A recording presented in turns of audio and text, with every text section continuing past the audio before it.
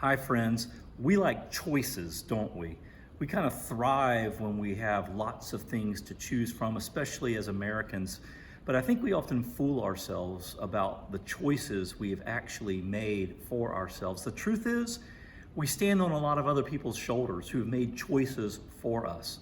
I think about my own life and what I have been given because of parents who loved me, because of a stable household, because of an education and professors and teachers who poured into me, because of a group like a search team in a church who took a risk on bringing me to Stewart Congregational Church.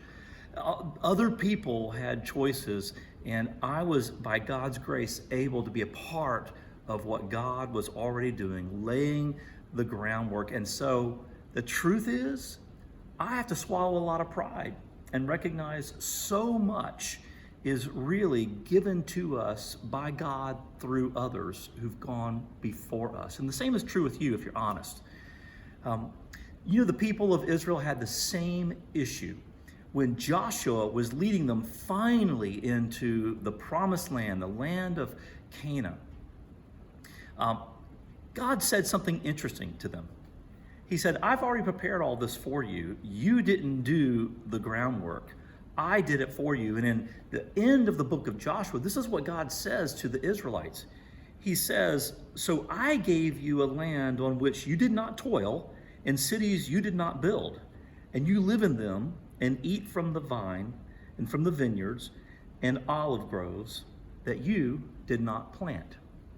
And so God is speaking through Joshua to these people saying, listen, you didn't do all this, but you're going to benefit from it. But you do have a choice. Just a couple of verses later, Joshua challenges them to choose from the gods of the people and culture they're going to inhabit, or to choose like he and his family are choosing. You know this verse in verse 15 of chapter 24 of Joshua, where he says, but if serving the Lord seems undesirable to you, then choose for yourselves this day who you will serve, whether the gods of your ancestors or the gods of the Amorites. But as for me and my household, we will serve the Lord. You and I have that same choice. You and I have that same choice. And I want to challenge you today to prayerfully consider going back to the basics of the choices you and I have right here and right now. Three things, basically: to engage, to pray, and to invite, with reference to what God has laid before us, the opportunities given to us through Stewart Congregational Church. To engage with your time, that is, to be present for worship, for Bible studies, for serving. That's using your talent, your time and your talent, engaging, using the gifts God has given you, and with your treasure by giving generously to the work of the Lord, to expand the gospel and the mission to which he's called us, to engage in every way here at Stewart Congregational Church. One of our parishioners sent me this today as a reminder of what that means for us in this transition from isolation and COVID.